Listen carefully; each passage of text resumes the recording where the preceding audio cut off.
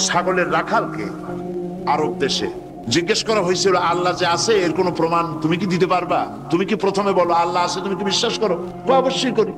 আল্লাহ আছে, এর কোনো প্রমাণ আছে তোমার কাছে? কোনো প্রমাণ নাই, তবে আমি বুঝি আল্লাহ আছে। বলে কেমনে? কয় যে আমি তো ছাগলের রাখাল, আমি তো লেখাপড়া করিনি, আমি দার্শনিকও না, বিজ্ঞানীও না, কিছু না, ছাগল পালি। আমি চিন্তা করি ছাগলে খায় ঘাস আর পায়খানা করে কতগুলো ক্যাপসুলের মতো ট্যাবলেট, আল্লাহ যদি না থাকবে এগুলো হয় কেমন? ওর মাথা যেমন ও বুঝছেও তেমন। কথা বুঝতে পেরেছেন? ছাগলের রাখাল ছাগলের পায়খানা দেখা ওর মনেও চিন্তা আসে, নিশ্চয়ই কেউ পরিকল্পনা করে এরকম করে। কিন্তু ইউনিভার্সিটিতে কিছু সংখ্যক শিক্ষক আছেন জনগণের 12 কোটি মুসলমানের পয়সা দিয়া বেতন খায় আর বলে আল্লাহ নাই। একজন তো এই কথা কয়ে মরেই গেছে। মরার সময় বেচারা বুঝতে পারছে যে কবরে গেলে দশাটা কি হবে, সেই জন্য কবরে যাব না। বলে দিল আমার দাফন করবে না, কাফন দিবা না, জানাজা দিবা না, এমনি নিয়া ফেলাইছো। তারপরে কি বলে মেডিকেল কলেজে দিয়ে দিও, ছেলেরা আমাকে অপারেশন করিয়া কাটাছেড়া করিয়া অপারেশন শিখবে। তার ওসিয়ত অনুযায়ী কাজ হয়েছে। এত বড় বুদ্ধিজীবী, তো তার ওসিয়ত তো শোনাই লাগে। ওর কাফনও হয় নাই, দাফনও হয় নাই, গোসলও হয় নাই, কপালে নাই, কি হবে? তারপরে থুইছে বার্ডেমের মধ্যে। কিছুদিন পর তাকে পাঠানো হয়েছে মেডিকেল কলেজে। মেডিকেল কলেজের ছাত্ররা যখন শুনলো যে ওই লোকটার লাশ আসতেছে, ওরা দাঁড়ায় বলছে আল্লাহর রাস্তে মাপ চাই, এই হুজুর এখানে আনবেন না। উনি বেঁচে থাকতে আল্লাহরে অস্বীকার করছে। এখন ওনারে কাইটা যদি আমরা অপারেশন শিখি, তাহলে যে রুগীরে ধরবো যাও বাঁচবে, ওইটা মরবে। কাজী এদারে ফিরা। এরপরে মিয়া কোনো জায়গায় নিল না, আবার মিয়া বার্ডেমের ডিপ ফ্রিজের মধ্যে রেখে দিছে। আমার এখন চিন্তা হয়েছে যে এই লাশটারে যদি এখন রাস্তায় ফেলায় দেয়, কুত্তাও খাবে না। কারণ আমার দেশের কুত্তা, আমার দেশের কুকুরেরা এতটা অভদ্র না যে কুকুরে এত পুরানা বাসি লাশ খাওয়ার মতো আমাদের কুকুর এত বেয়াদব হয় নাই, এতটা অসভ্য হয়ে পারে না। কাজী আল্লাহর সাথে যারা নাফরমানি করে, আল্লাহ এরকম দেখান, তবে এগুলি বুঝবে কারা? বুঝবে কারা? আল্লাহ রাব্বুল আলামিন বলেন ওয়াতিলকাল আমসালু নাদরিবুহা লিন্নাস ওয়া মা ইয়াকিলুহা ইল্লাল আলিমুন। অসংখ্য দৃষ্টান্ত এই পৃথিবীর বুকে ছড়ায় রেখেছি। এসব দৃষ্টান্ত থেকে উপদেশ গ্রহণ করতে পারবে তারা যাদেরকে আমি রব্বুল আলামিন জ্ঞান দান করেছি, যাদের জ্ঞান দিয়েছি। ওরা তো জ্ঞান পায় নাই, ওরা পাইছে বুদ্ধি। ওরা কি পেয়েছে? বুদ্ধি। আল্লাহ কোরআন শরীফে কোথাও বলেন নাই যে তোমরা আমার কাছে দোয়া করো আল্লাহ আমার বুদ্ধি বাড়ায় দাও। আছে না এরকমের কথা? আল্লাহ কি বাড়াইতে বলছেন? আল্লাহ রাব্বুল আলামিন বান্দাদেরকে শিখায়েছেন, বান্দার আমার কাছে দোয়া কর, রব্বি জিদনি ইলমা। পড়েন সবাই, রব্বি জিদনি ইলমা। আয় আমার রব, আয় আমার স্রষ্টা, তুমি আমার ইলমকে, আমার জ্ঞানকে বৃদ্ধি করে দাও। বলেন সুবহানাল্লাহ। সুতরাং আল্লাহ রাব্বুল আলামিন সম্পর্কে সামান্য লেখাপড়া যারা করে, ওরা আল্লাহরে বুঝবে কি করে? তবে আল্লাহ কোনো অ্যাকশন নেন না। পিঁপড়া সে যদি হাতির দেখে একটা ঠ্যাং উঁচু করে বলে, হে হাতি কত বড় একটা দেহ, এরকম যদি একটা বেসকি দেয়, তাহলে হাতি কি পিঁপড়ারে তাড়িয়ে আসে নাকি? আরে তোমার মতো ছাগল পাগল কইলো যে আল্লাহ নাই, তাতে আল্লাহর কিছু আসে যায়? ছাগল পাগল কুকুর ভেড়া এগুলোর কোনো দাম নাই আল্লাহর কাছে, এগুলোর কোনো মূল্য নাই। আল্লাহ পাক বলেছেন যারা আল্লাহরে অস্বীকার করে, যারা কাফের, তারা জানোয়ারের চাইতে নিকৃষ্ট। তারা হচ্ছে পৃথিবীর সমস্ত সৃষ্টি জগতের মধ্যে নিকৃষ্ট হচ্ছে তারা, যারা কাফের, যারা আল্লাহকে অস্বীকার করেছে। দেখুন কোরআন শরীফে আল্লাহ পাক এক জায়গায় বলেছেন, আমি মানুষ এবং জিনেদের মধ্যে এক শ্রেণীর মানুষ আর জিনকে তৈরি করেছি জাহান্নামের জন্য। জাহান্নামের জন্য তারা তৈরি হয়েছে। কারা? লাহুম কুলুবুন লা ইয়াফকাহুনা বিহা, যাদেরকে অন্তঃকরণ দিয়েছি, এই অন্তঃকরণ দিয়ে সব বুঝলো, এই বিবেক দিয়ে সব বুঝলো, কিন্তু আমারে বুঝলো না, আমার সৃষ্টি বুঝলো না। ওয়ালাহুম আয়ুনুন লা ইউবসিরুনা বিহা, তাদের চোখ দিছি, কিন্তু চোখ দিয়ে সব দেখলো, আমার সৃষ্টি দেখে আমাকে চিনলো না। তাদের কান দিলাম, এ কান দিয়া সব শুনলো, কিন্তু মজলুম দুর্বলের ফরিয়াদ তাদের কানের মধ্যে ঢুকলো না। উলাইকা কাল আনআম, আল্লাহ পাক বলেন এগুলি হলো চতুষ্পদ। কি কোন আপনারা বলেন কি? জানোয়ার। কে বলতেছেন? আপনারা কি রাগ করতেছেন নাকি? আর রাগ করলে হবেটা কি? সৃষ্টি যিনি করেছেন, এই পদবাচ্যে বিশেষিত বিবেচিত করেছেন সেই আল্লাহ। আল্লাহ পাকই বলছেন বিবেক দিলাম, আমাকে চিনলে না, চোখ দিলাম, আমার সৃষ্টি দেখে আমাকে উপলব্ধি করলে না, হেদায়েত পেলে না, কান দিলাম, হক শুনলে না, উলাইকা কাল আনআম, মালিক চেনো নাই, কাজী তুমি হচ্ছ চতুষ্পদ জানোয়ারের মতো। এ পর্যন্ত বললে না হয় হতো, কিন্তু আল্লাহ আর একটু আগায় গেলেন। আল্লাহ পাক সামনে গিয়ে বললেন বাল হোক আদাল, জানোয়ারের চাইতে নিকৃষ্ট। কোরআন, কোরআন হচ্ছে বিশ্ববাসীর জন্য আল্লাহ পাকের পক্ষ থেকে সর্বশেষ হেদায়েতের কিতাব। এবং এই কোরআন পৃথিবীতে শুধু মুসলমানদের জন্য কোরআন আসেনি, কোরআন এসেছে সমগ্র মানব গোষ্ঠীর হেদায়েতের জন্য। কি বলেন? কোরআন কি শুধু মুসলমানদের? কোরআন সম্পর্কে আল্লাহ পাক বলেছেন হুদাল লিন্নাস, হাদা বায়ানুল লিন্নাস। এটা গোটা বিশ্বের সমগ্র মানব গোষ্ঠীর জন্য আল্লাহ পাক কোরআন নাজিল করেছেন। কি জন্যে নাজিল করার কারণ হচ্ছে মানব গোষ্ঠী সহ সমস্ত সৃষ্টির স্রষ্টাকে, বলুন সবাই, সৃষ্টি মধ্যে শ্রেষ্ঠ সৃষ্টিকে মানুষ, সেই মানব গোষ্ঠী যেন আল্লাহ থেকে বিচ্ছিন্ন হয়ে না যায়। তারা কিভাবে পথ চলবে, কেমনে তারা এই দুনিয়ায় চলবে, কিভাবে আল্লাহকে পাবে, সেই জন্য আল্লাহ পাক যুগে যুগে পেগম্বর পাঠিয়েছেন, অসংখ্য নবীদেরকে পাঠিয়েছেন, এবং তাদের মাধ্যমে জাতিকে, বিশ্ববাসীকে আল্লাহর দিকে আকৃষ্ট করার জন্য আল্লাহ পাক কিতাব নাজিল করেছেন। রাসূলের কাছে এই কিতাব নাজিল করে আল্লাহ পাক বলেছেন আলিফ লাম রা কিতাবুন আনজালনাহু ইলাইকা, হে নবী আমি আপনার প্রতি একখানা কিতাব অবতীর্ণ করেছি এই জন্য, লিতুখরিজান নাসা, যাতে করে আপনি মানব মণ্ডলীকে বের করে আনতে পারেন, মিনাজ জুলুমাতি ইলান নূর, আপনি যাতে করে মানব গোষ্ঠীকে অন্ধকার থেকে আলোর দিকে নিয়ে আসতে পারেন, সেই জন্য আমি এই কিতাবকে অবতীর্ণ করেছি। গোটা বিশ্ববাসী ছিল অন্ধকারের মধ্যে, আর আল্লাহ ইসলাম দিলেন, ইসলামের নাম, ইসলাম হচ্ছে আলো, আর একখানা কিতাব দিলেন, সেই কিতাবের নাম হচ্ছে কোরআন শরীফ। কিতাবখানার নাম কি? কোরআন শরীফ। আপনারা লক্ষ্য করুন, রাসূল করিম সাল্লাল্লাহু আলাইহি সাল্লাম যখন পৃথিবীতে এসেছিলেন তখন সমাজের অবস্থা কেমন ছিল? খারাপ ছিল না ভালো ছিল? ভালো ছিল না খারাপ ছিল? অত্যন্ত খারাপ ছিল।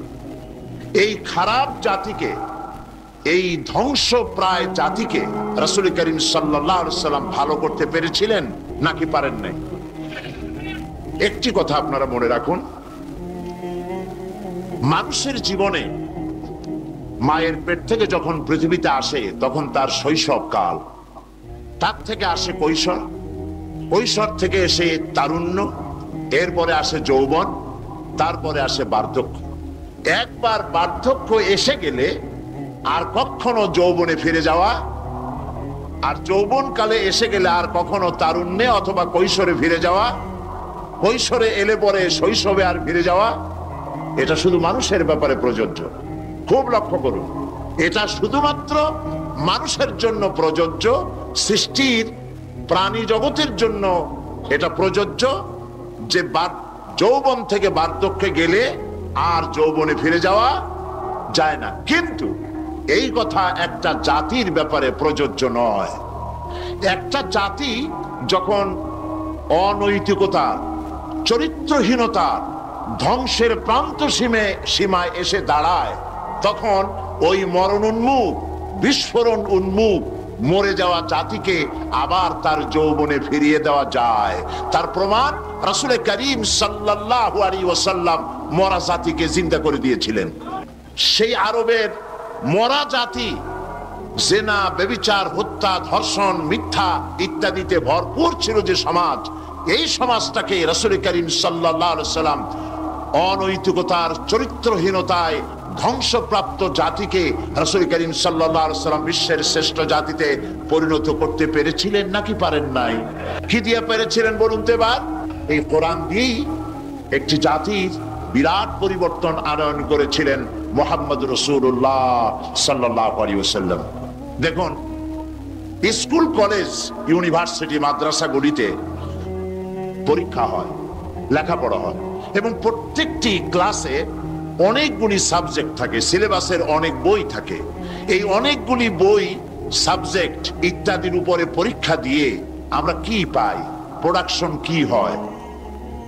চরিত্রহীন, দুশ্চরিত্র, বেনামাজি, হত্যা, ধর্ষণ, চুরি, ডাকাতি ইত্যাদি বৃদ্ধিপ্রাপ্ত হচ্ছে সারা বিশ্বব্যাপী, ঠিক কিনা?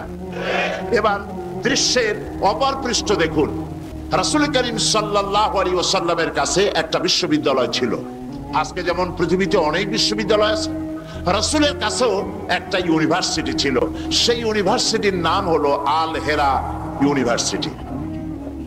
এই আল হেরা ইউনিভার্সিটির চ্যান্সেলর ছিলেন আল্লাহ রাব্বুল আলামিন, আর এর ভাইস চ্যান্সেলর হলেন মুহাম্মদুর রাসূলুল্লাহ সাল্লাল্লাহু আলাইহি ওয়াসাল্লাম।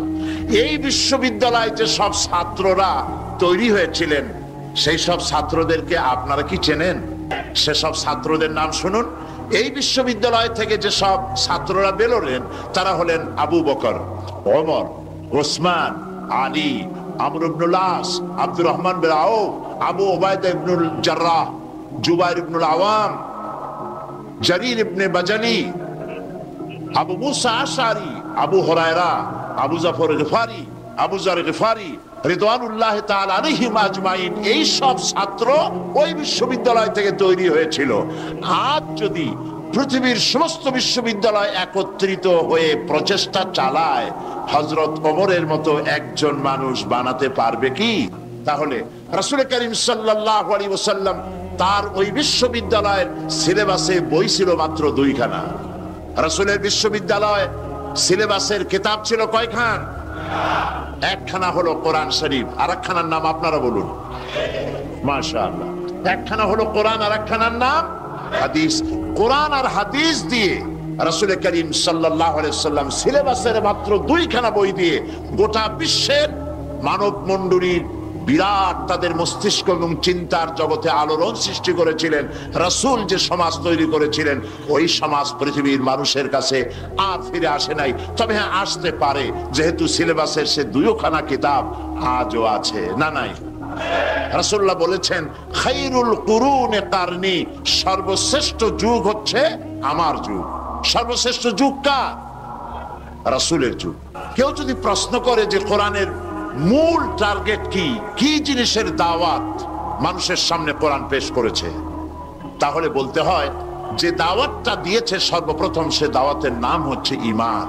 তো আমি এখন যে জিস্ট সাংবাদিক ভাইদের জন্য বলতে চাই সেটা হলো এই, যে মুমিন ব্যক্তির নিকট ইসলামের সর্বপ্রথম দাবি হচ্ছে ঈমান।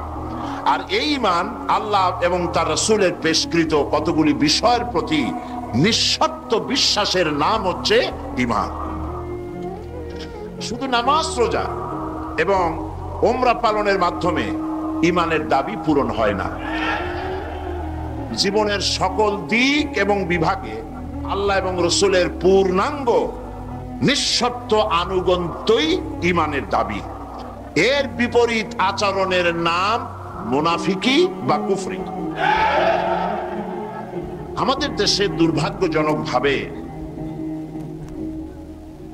অত্যন্ত দুর্ভাগ্যজনকভাবে রাষ্ট্রীয় পৃষ্ঠপোষকতায় ঈমানের বিপরীত কার্যক্রম শুরু হয়েছে।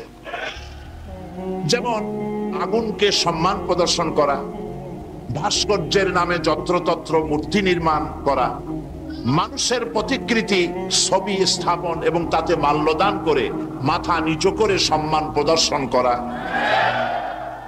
কপালে তিলক পরা, হিন্দুয়ানি কায়দায় বর্ষবরণ করা, বসন্ত মেলা, পৌষ মেলা, ভালোবাসা দিবসের নামে বেহায়াপনা, মঙ্গল প্রদীপ জ্বালানো ইত্যাদি বাঙালি সংস্কৃতির নামে যা কিছুই করা হচ্ছে তার অধিকাংশই দিন এবং ইমানের সাথে আদৌ সঙ্গতিপূর্ণ নয়। আমরা লক্ষ্য করেছি দেশে যেটা হচ্ছে সেটা হচ্ছে হজ এবং উমরার নামে আমাদের নেতৃবৃন্দ এবং সরকারের উচ্চ পর্যায়ের ব্যক্তিবর্গ হজ এবং উমরার নামে মক্কা মদিনা গমন করেন, কিন্তু দাদা বাবুদেরকে খুশি করার জন্য গয়া, কাশী বা শান্তিনিকেতন থেকে সংস্কৃতি আমদানি করেন। এটা আর যাই হোক, এর নাম মুসলমানি নয়, এর নাম হচ্ছে সুস্পষ্ট মুনাফিকি। এখন অবস্থা দৃষ্টে যা আমরা দেখতে পাচ্ছি তা হলো এই, ধর্মনিরপেক্ষতার নামে ইসলামের ইতিহাস, ঐতিহ্য, সংস্কৃতি চিরতরে মুছে ফেলার জন্য মারাত্মক ষড়যন্ত্র চলছে। আরেকটি বিষয় হলো দেশে জনগণের নিকট তাওহীদের ধারণা স্পষ্ট না থাকার কারণে শিরক আর বেদাত মারাত্মক আকার ধারণ করেছে। সওয়াবের নিয়তেই লোকেরা অজ্ঞতাবশত শিরক করছে, পীর পূজা, মাজার পূজা, আস্তানা পূজা করে মানুষ তাদের ঈমান নষ্ট করছে। অন্যদিকে সাধারণ মানুষের অজ্ঞতার সুযোগ নিয়ে স্বার্থান্বেষী মতলববাজ কিছু লোক নিজেদেরকে অলি সম্রাট, সুফি সম্রাট, হুসনাক সম্রাট ইত্যাদি দাবি করে ইসলামের বিকৃত ব্যাখ্যা দিয়ে জনগণকে বিভ্রান্ত করছে। তাসাউফের মতো মহান এবং পবিত্র বিষয়টিকে ব্যবসার হাতিয়ার বানিয়ে ওরস শরীফ, গোসল শরীফ, নরস শরীফ, খসরস শরীফ এর নামে কুল্লু শরীফ করে মুসলমানদেরকে বিভ্রান্ত করছে। এমত অবস্থায় প্রত্যেক মুসলমান নরনারীকে ইসলামের সর্বপ্রধান এবং সর্বপ্রথম দাবি ঈমানকে কোরআন এবং হাদিসের আলোকে বুঝে নিতে হবে এবং এর দাবি পঙ্খুনাপঙ্খ রূপে মুসলমানদের মেনে চলতে হবে। এই হলো আজকের বক্তৃতার সারাংশ আমি সাংবাদিক ভাইদের জন্য তুলে ধরলাম। কোরআনে কারীমের মূল দাওয়াত হচ্ছে ঈমান। সেই কথাটি কোরআনে কারীম থেকে আল্লাহ পাক বলছেন। আমরা চাই পৃথিবীতে শান্তি চাই আর আখিরাতে মুক্তি চাই। কয়টা জিনিস চাই আমরা? দুটি জিনিস। একটা চাই পৃথিবীতে শান্তি আর আখিরাতে মুক্তি। এই তিনটি জিনিস আমরা দাবি করি বা চাই। এখন এই শান্তি, দুনিয়ার শান্তি এবং আখিরাতের মুক্তি কিভাবে হবে সেজন্য আল্লাহ পাক বলছেন, ইয়া আইয়ুহাল্লাযীনা আমানু হাল আদুল্লুকুম আলা তিজারাতিন তুনজিকুম মিন আযাবিন আলীম تؤمنون بالله ورسوله وتجاهدون في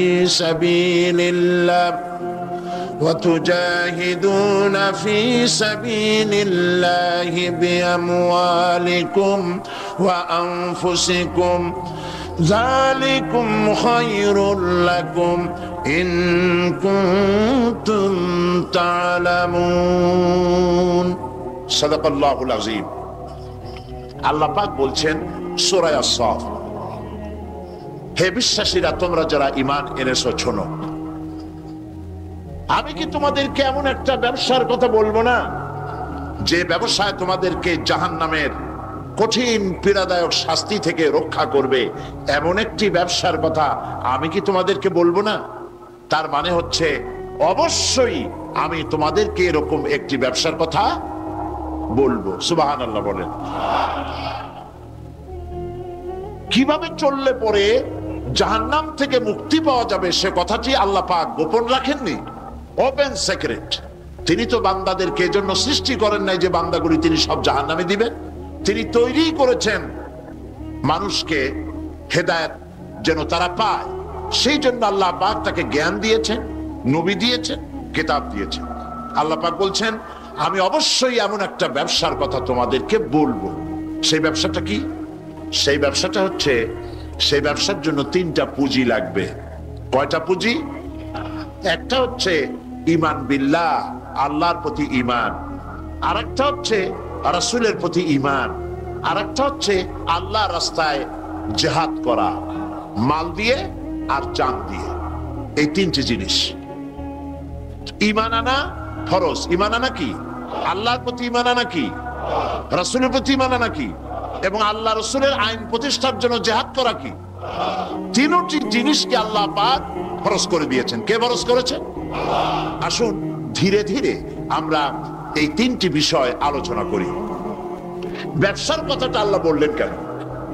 ব্যবসার কথাটা এই জন্য বলেছেন, এর মধ্যে দুটি কারণ আছে। একটা কারণ হলো এই যে মানুষেরা ব্যবসাটা বোঝে খুব ভালো, ব্যবসার দিকে মানুষের মনটা খুব আকৃষ্ট থাকে। অল্প কাজ করে যদি বেশি মুনাফা পাওয়া যায়, মিনিমাম লেবার ম্যাক্সিমাম প্রফিট, মানুষ দেখবেন লাফায় পড়বে সেই কাজের জন্য। মাওলানা এহতেশামুল হক থানভী রহমতুল্লাহ আলাইহি তার এক ওয়াজের মধ্যে বলেছেন, আমি শুনেছিলাম, তিনি বলেছেন কিয়ামতের দিন, এটা রূপক কথা, কোরআন হাদিস নয়, কিয়ামতের দিন এক ব্যক্তিকে উপস্থিত করা হবে, তাকে ফেরেশতারা জিজ্ঞেস করবে যে আল্লাহর বান্দা, তোমার তো নেক এবং পুণ্য, পুণ্য এবং পাপ, নেক এবং বদ দুটি জিনিসই সমান সমান, এখন বলো তুমি কোথায় যাবা? তুমি কি বেহেশতে যাবা না তুমি দোজখে যাবা? লোকটি বলছে, সেই লোকটি ছিল খুব বড় ব্যবসায়ী, সে বলছে ফেরেশতা ভাই, আমি দোজখও চিনি না বেহেশতও চিনি না, যেখানে গেলে আমার 2 পয়সা লাভ হবে সেইখানে আমি তোমায় আমারে পাঠাও। এর দ্বারা বোঝা যায় যে মানুষেরা ব্যবসার দিকে খুব বেশি আকৃষ্ট থাকে, যদি লস হয় দারুণ ভাবে মন খারাপ করে, একেবারে যায় অবস্থা হয়ে যায়। এই জন্য ব্যবসার কথা আল্লাহ তুলে ধরলেন যাতে করে মানুষের মনটা ব্যবসার কথা শুনে আকৃষ্ট হয়। এ হলো এক। 2 নম্বরে, ব্যবসা করতে শুধুমাত্র পুঁজি লাগে না, আরো অনেক কিছু লাগে। শুধু পুঁজি হলে কি ব্যবসা হয়? যদি শুধু পুঁজিতে ব্যবসা হয় তাহলে আপনারা চেষ্টা করেন না, 10 লাখ টাকা নিয়ে নামেন, ব্যবসা সম্পর্কে কোনো জ্ঞান নাই, ব্যবসার কিছু জিনিসপত্র কিনে নিয়ে 10 লাখ টাকা বা 20 লাখ টাকার পুঁজি নিয়ে বসেন, 1 মাসও লাগবে না আপনার দোকানে লাল বাতি কয়েকটা জ্বলার জন্য, ঠিক কিনা? তাহলে ব্যবসা করার জন্য শুধু পুঁজি যথেষ্ট নয়, পুঁজির সাথে সাথে ব্যবসার জ্ঞান থাকতে হবে, ঠিক কিনা? অভিজ্ঞতা থাকতে হবে, জ্ঞান থাকতে হবে, এবং ব্যবসায় পুঁজি খাটাইয়া জ্ঞান নিয়ে বসে থাকলে হবে না, শ্রম দিতে হবে, লেবার দিতে হবে, রাত জাগতে হবে, চেষ্টা করতে হবে।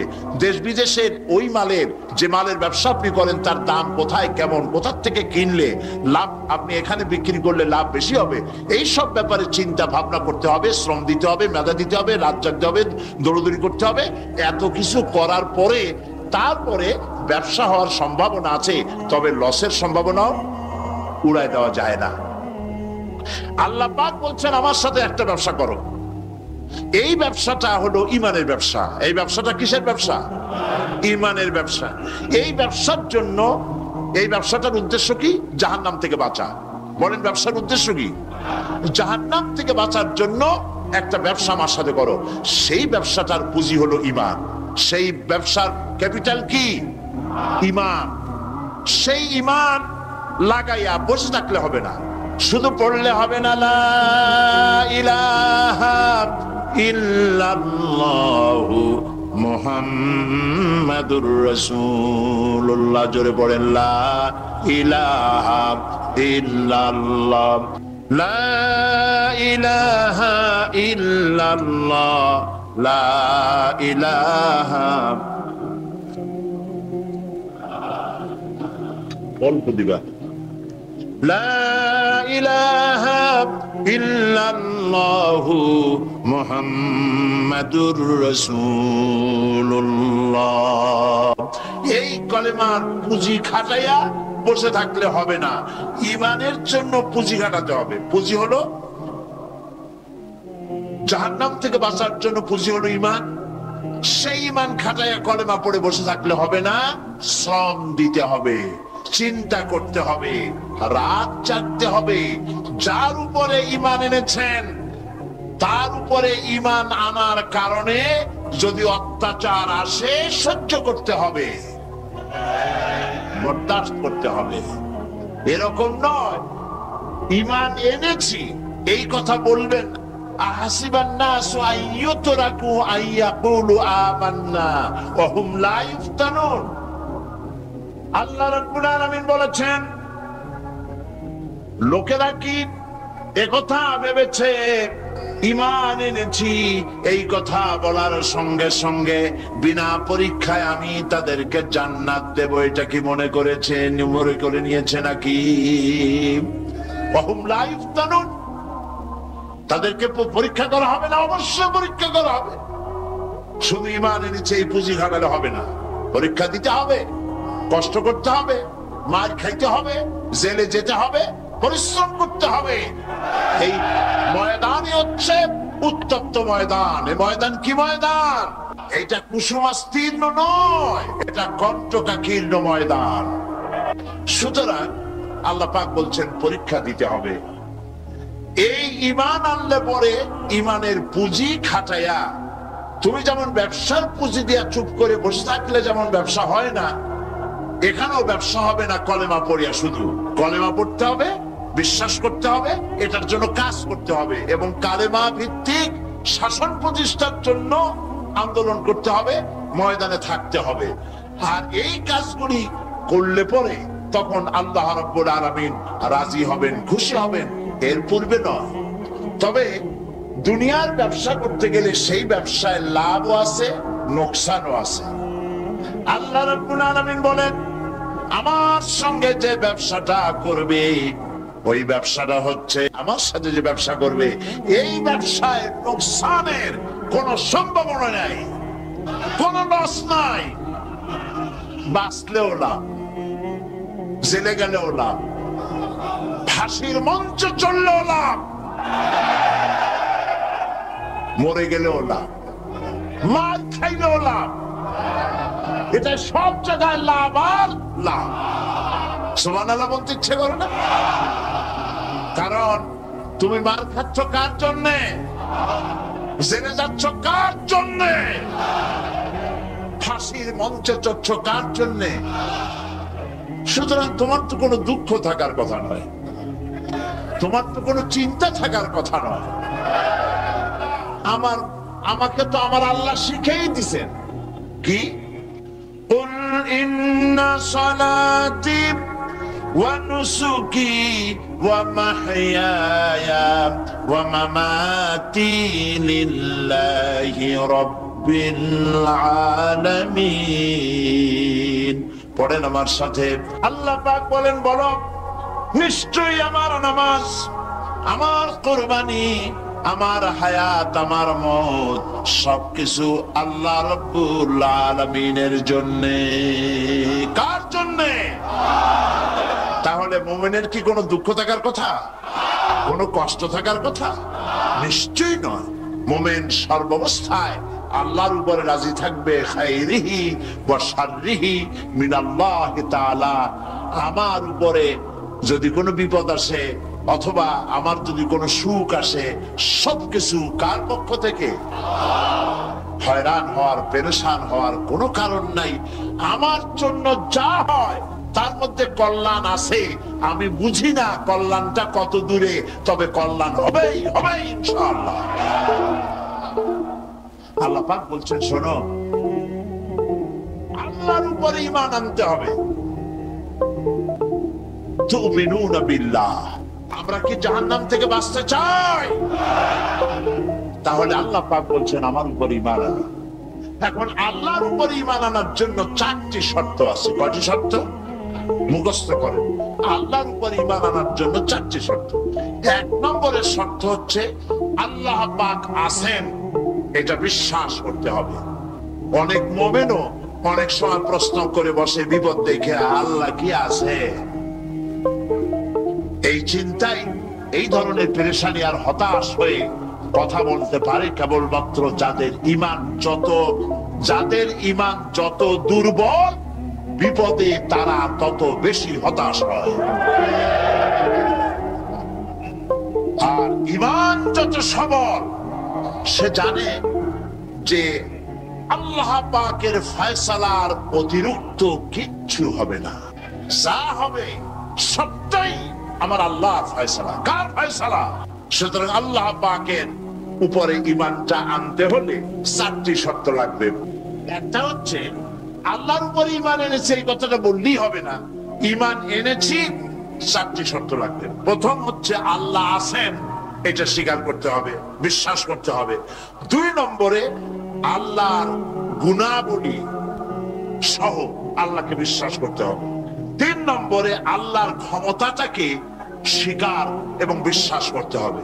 4 নম্বরে আল্লাহ পাকের আদেশ এবং নিষেধ এর উপরে বিশ্বাস করতে হবে। আসুন একটা একটা করে আলোচনা করি। 1 নম্বরে আল্লাহ আছেন।